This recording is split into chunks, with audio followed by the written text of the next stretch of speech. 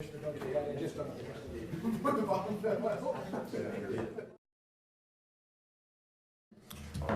2 o'clock, so we'll proceed with the commission meeting. This is the meeting for June 20th, 2019. Public comment period. We do not have any public comments to be made today.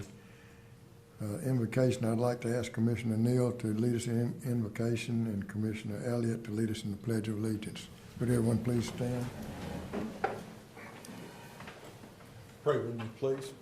Father, we thank you for the opportunity to serve our community. We thank you for the people that are represented in this room, for the jobs that they do for us, for our staff, for the people up and down our lines that give of themselves every day.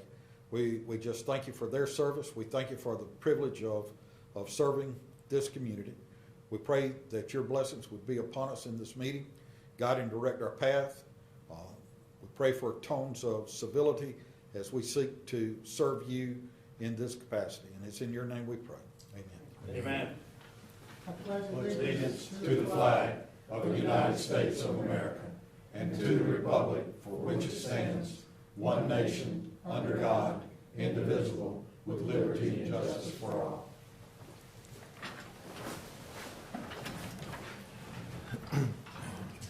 We'll move to the committee updates. We had a facilities committee meeting yesterday.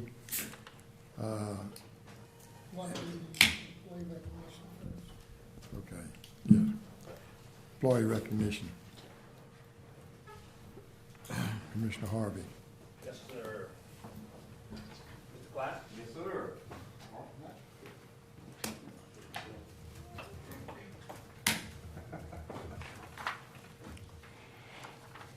Get the spotlight there. Oh, thank you, sir. Mr. Harvey. So proud of Harry in particular, of our staff for sure, in planning and construction. Licensing is something we set ourselves goals to achieve. Our operations folks are our #1 internal customer, and we like to give our operations folks confidence that we take notice of the things that they do every day on these licenses. They can have confidence in the decisions that we make and make good decisions. So really proud of Harry and the rest of our staff in planning and construction that pursue these licenses. What is Harry? Patel. Correct. Assistant engineer, correct. Okay. And he went and got his operator license, collection operator license? He did, yes, sir. We set that as a goal for Harry for his annual evaluation. That's commendable. That's very commendable to do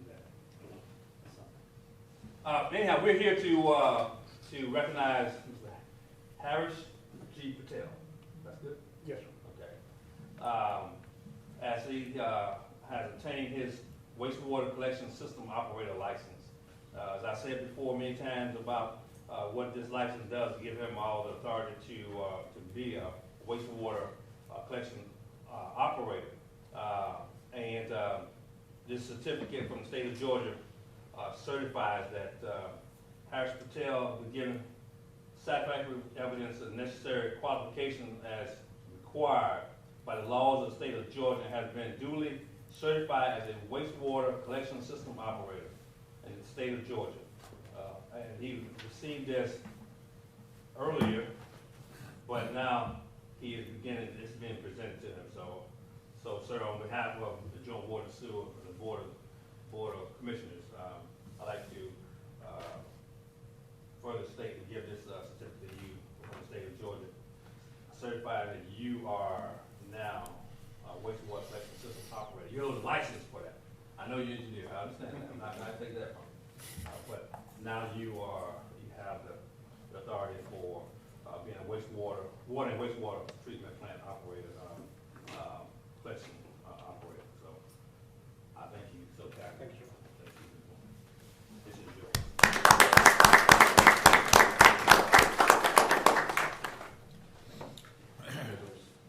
Congratulations. Now always remember, not only the best comes from the Georgia Water Sewer.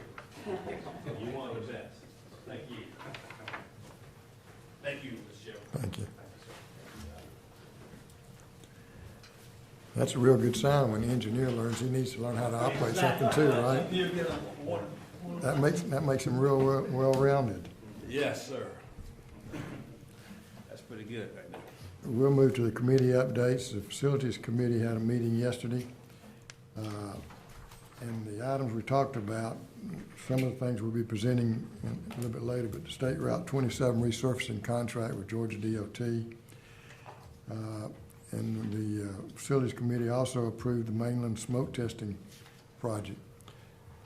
Smoke testing, we found out on St. Simon's, is a lot less expensive way, or one of the least expensive ways to locate leaks, broken pipes, et cetera, in our sewer system.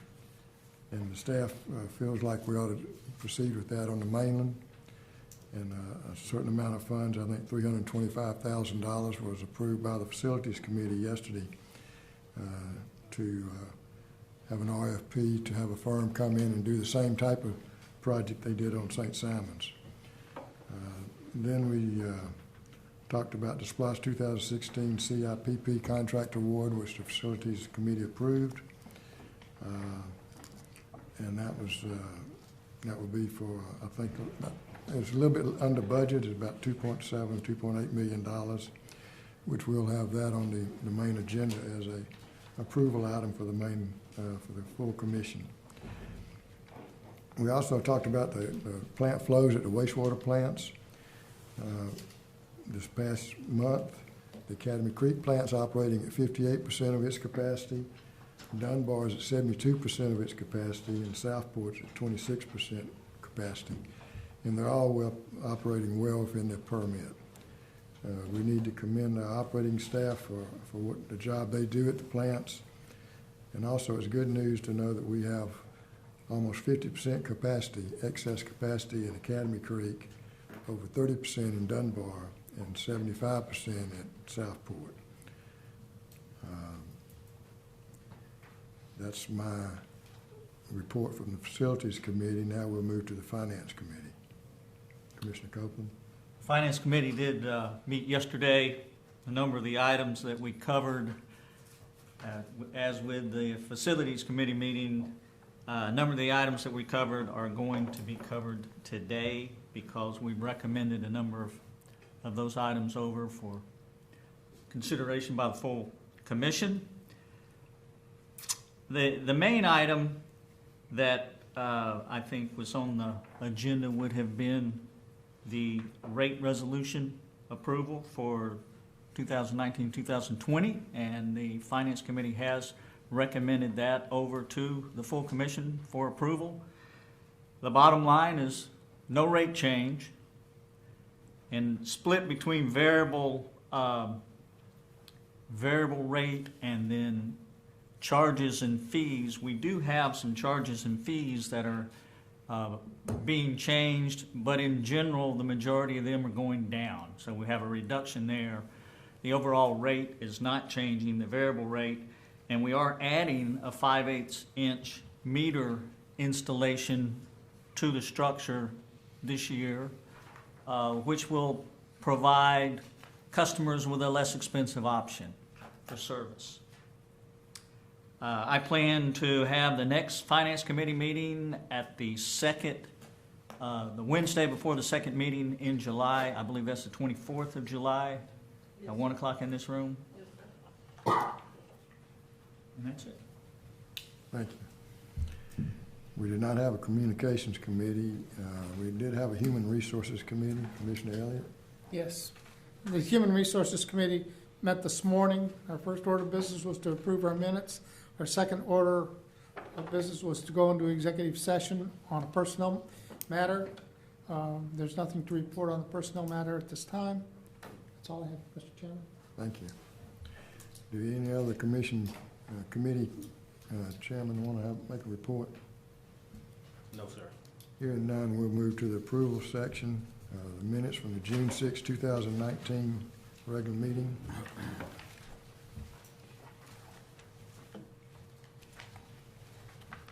After review, can I have a motion to? Mr. Chairman, I'll make a motion that we accept the minutes from the Thursday, June 6, 2019 meeting. Second. Motion and second. All in favor indicate by raising your right hand. Motion carries 7-0. Second is the fiscal year 2019-2020 rate resolution approval. Ms. Roberts? Thank you, Mr. Chairman. Just as some brief history of the document that we're bringing to you today, you'll recall that staff brought to commission on April 18th our fiscal year 20 budget for your review and approval. We did get your approval at that particular time. Staff mentioned during those budget conversations that we, as Commissioner Copeland has already noted for us, that we are not proposing an increase to our monthly billing rates, but we did want the opportunity to continue to review some of our other fees and charges. And those fees and charges are contained in our annual rate resolution.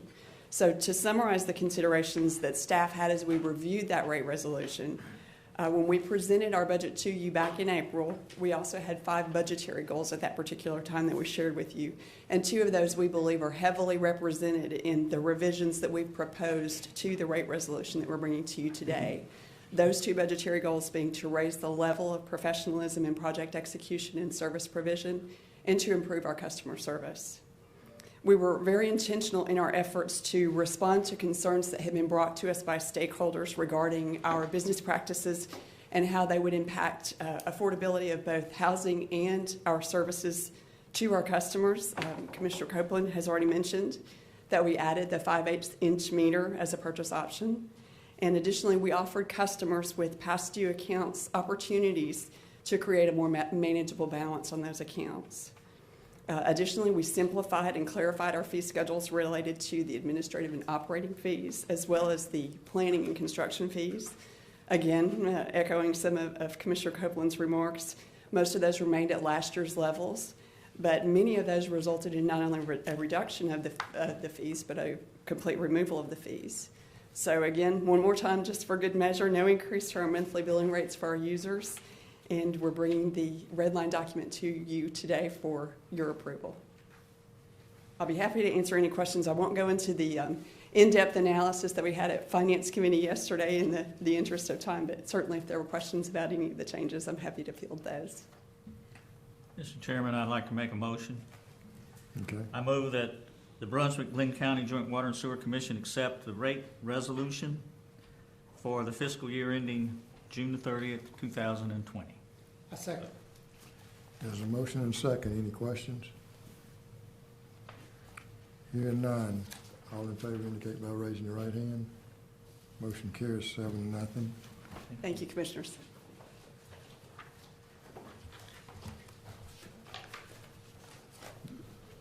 Third item is the State Route 27 resurfacing contract agreement.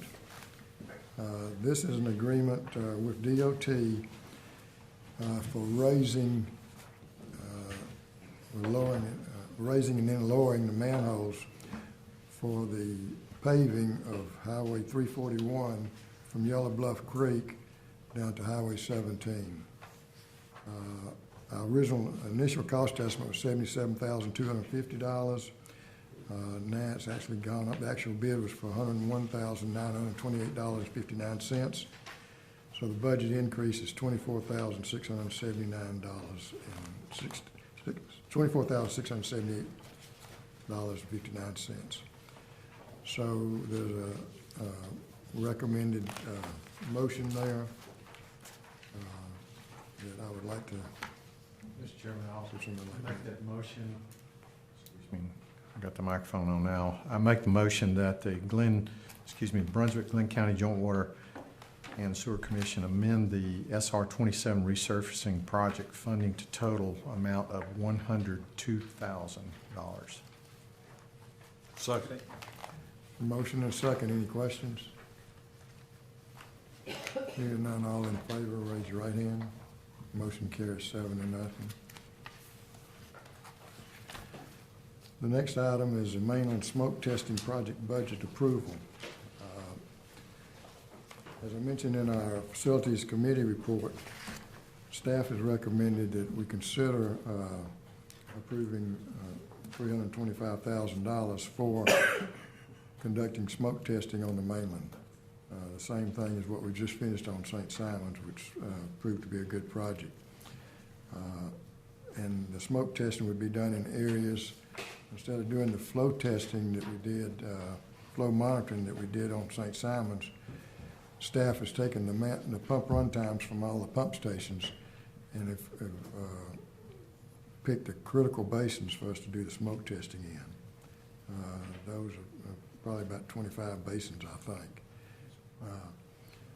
So the total budget amount for that is $325,000.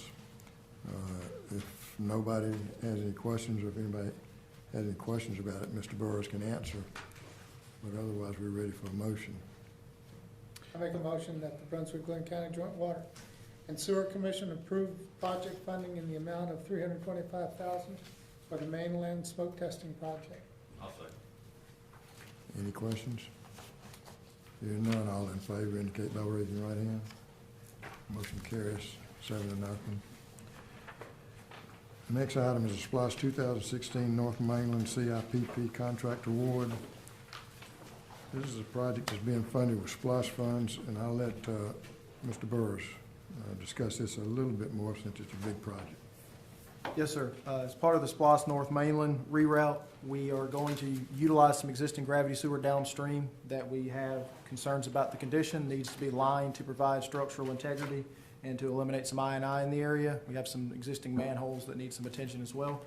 So we bid out to repair by cured-in-place piping 7,800 feet of 30-inch concrete pipe and 425 feet of 42-inch concrete pipe, and to rehab 70 manholes. We were fortunate to get 5 bids on the project, with the low bidder being IPR Southeast, and upon review of their pricing, it seems like that's within range of what we would expect. Thomas & Hutton, the design engineer, has recommended that we award this to them, and they will begin work no later than August 1st on this project, given the recent issues on that line that has caused us some problems. They will have 120 days from contract start date to finish.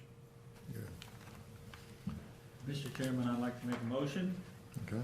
I make a motion that the JWSC approve the award of a contract to IPR Southeast LLC in the amount of $2,550,519 for CIPP sewer main gravity and manhole repairs as part of the 2016 SPLOST North Mainland project. I'll second.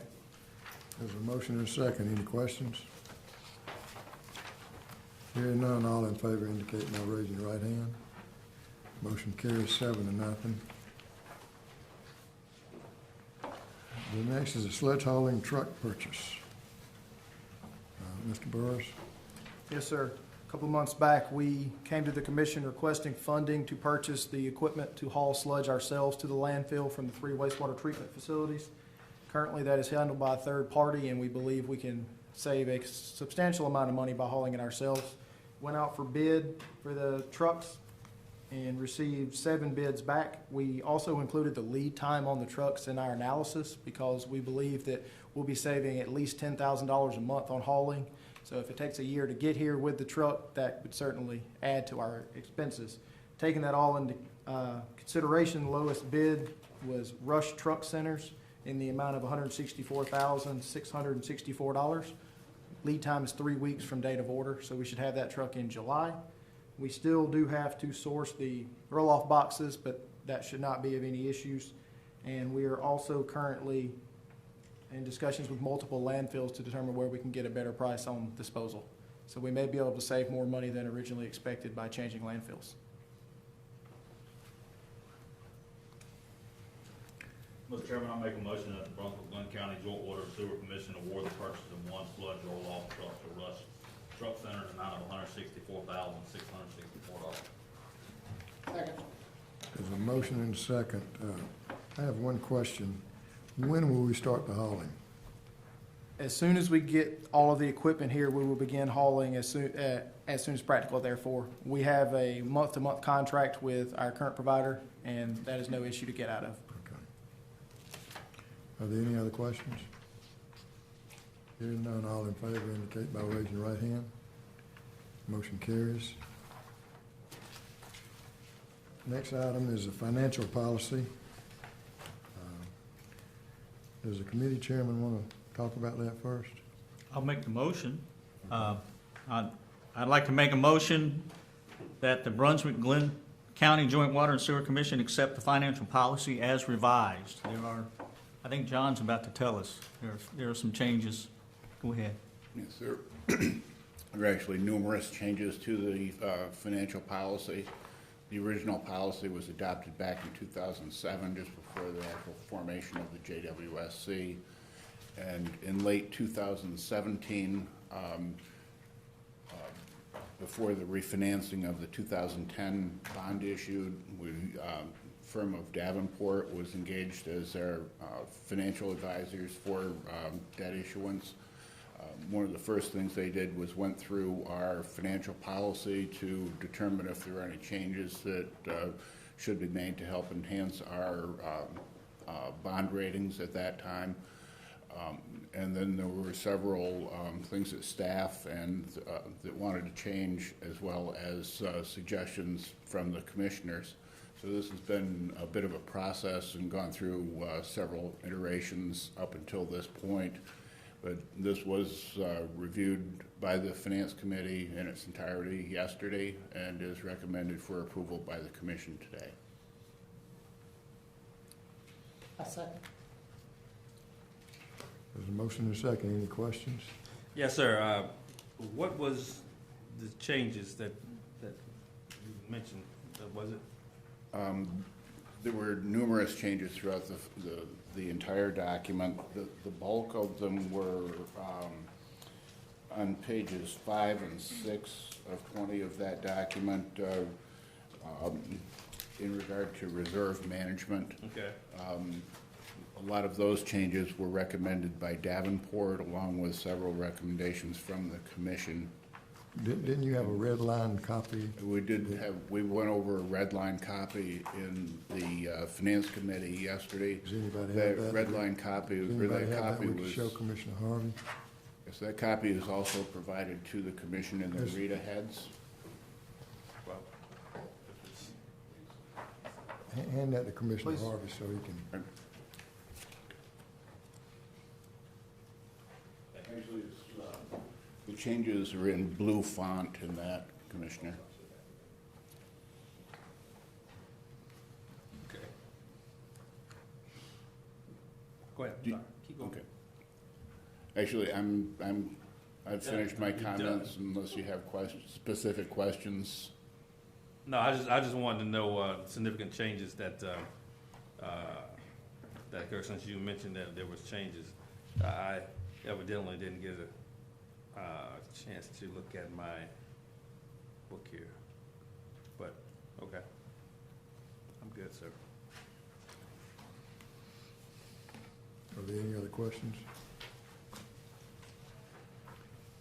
Hearing none, all in favor indicate by raising your right hand. Motion carries 7-0. Thank you.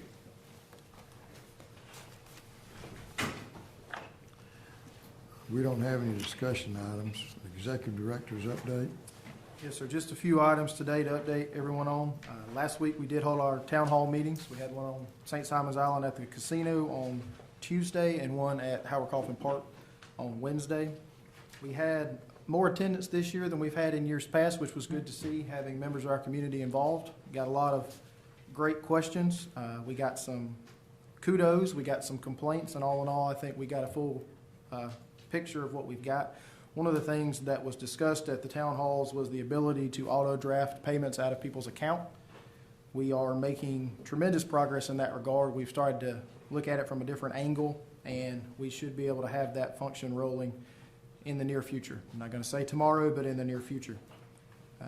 9 staff members and I got to sit in some project management training last week as well, put on by a contractor from the Project Management Institute. That was some very good training, eye-opening things that we can do to help improve our project management, but also some of our just standard workflow processes that can be used in a similar fashion.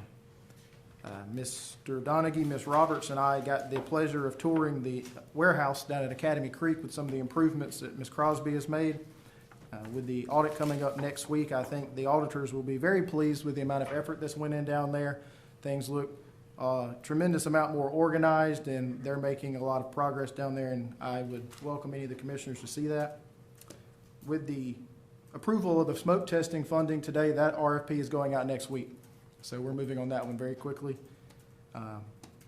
Brief reminder that we have GAWP in Savannah coming up next month. If any of you would like to attend, it's a quick day drive up there. I can get you the agenda if you can't track it down. We have scheduled our annual safety stand-down day for July 31st, if any of you would like to attend. Last year, we had everybody in one room at the same time, and it was not quite as effective as it could have been. So we're splitting that into 2 meetings this year. There'll be one at 11 and one at 1 o'clock, with a 12 to 1 o'clock lunch in between so that we can catch them coming and going for the lunch hour. So that will occur again on Wednesday, July 31st. And then, since we will not have a meeting prior to this occurring on July 1st, I'd like to reiterate to our customers that are on payment plans that beginning July 1st, there'll be no additional late fees added to your account. So just want to end on that positive note. That's a good report. Thank you. I also want to say that I think you did a good job conducting the town hall meetings, and we appreciate your efforts you did on those. Mr. Chairman, I'd like to say a word if I can. Okay? I'd like to thank the executive director, the interim executive director, and the financial staff and the hard work that they did in order to get the budget together and to get the rate resolution together. I appreciate your support and your work to get that done. During these times, right now, the cost of everything's going up. And our constituents should know that the commissioners and the staff have all worked hard to keep the rates down. We didn't bring forward an increase in rates this year. Not only did we bring a stable no rate change, but there was a recommendation, and now there's a new addition which provides the customer with a way to have lower rates. Right. And there are reductions in the fees and the charges. And at the same time, what I've seen over the last almost 3 years, we have an improvement in quality. We have an improvement in the quality of our construction program, the professionalism with project management, and I just want to thank everybody for the work they've done. Appreciate the kind words, sir. In my report, I wanted to just let everybody know that the pump station at Sonic in Altama is currently being upgraded. We'll be starting work on that real soon. Also, we'll be rehabbing some sewer lines under Altama that we know are problem areas, and they'll be scheduled real soon. Also, we're looking at now the scheduling for both water line and sewer line replacements in CPOM's community. And at the next meeting, we hope to have a presentation on a report for expansion of the water and sewer system into some areas presently unserved. So those are some things that we have going that I just wanted to update everybody with. Does any other commissioners have any comments? Yes, sir. I got one, and it's a comment to, question to our executive director. We did smoke testing on St. Simon's, and it revealed a couple of things. How are we going to address those issues? We have made a list of the defects on our side of the equation, and we're making progress on knocking those out. There's a couple of larger issues that are involved, some coordination with the county on some of their storm drains. Those are being prioritized at this time. We do have some customer side issues that need to be addressed, and we are going to send letters to each one of them informing them of what needs to be done. We'll probably follow up with a phone call in a lot of those situations to make sure that people understand what actually needs to be done there, but we are making progress on that. Okay. We find the same issues, I guess some of the issues on the mainland too. We'll probably have to go through the same process, I imagine. Yes, sir. Now the issues on St. Simon's, how long do you anticipate that we eradicating those issues? The issues that were found on our side, there's no reason we can't have those taken care of by this fall. There's not an innumerable amount of them that we can get to. Right. It's just got to, work through some of the challenges of dealing with traffic and things of that nature to get them done. So we should have those corrected by this fall. What about the big one like down the King of Prince? The big one at King and Prince is last one of the ones that's going to take a little bit because, in that high traffic area and coordinating. So that'd be certainly one we want to get knocked out quickly, but we want to make sure we do it planned appropriately to cause as little inconvenience as we can. Thank you. And Andrew, on the customer side of the corrections that need, are most of them minor or to the customer? Most of them are broken cleanouts, upper cleanouts on their end. We are going to send a letter requesting they get that done within a 90-day window. If there's customers that have concerns with being able to do that, they can come talk to us and we can work something out. But we did not find a substantial amount of issues that are going to require a lot of work on their end. Just get a plumber in, dig down, replace the clean out, and you'll be good to go. And then when these improvements are made on both sides of the equation, how much is that going to positively impact our Dunbar Creek? Well, I think if you look at the flow reports from yesterday's Facilities Committee meeting at Dunbar Creek, we had a 2.5 million gallon a day average flow at Dunbar for the month of May, which was an excessively dry month for us. I think that shows you the amount of water that's getting in from the rainfall. Typical, we've been averaging 2.9 to 3 million gallons a day during the rainy months, and even higher in some of the extremely wet months. So granted, we did not smoke test the entire island, but I think that you probably found the worst of the worst in those scenarios. So it's possible we could have, with these improvements, knock out 250,000 or slightly more gallons off of our normal average. Great, thank you. Any other questions? Meeting's adjourned. Thank you.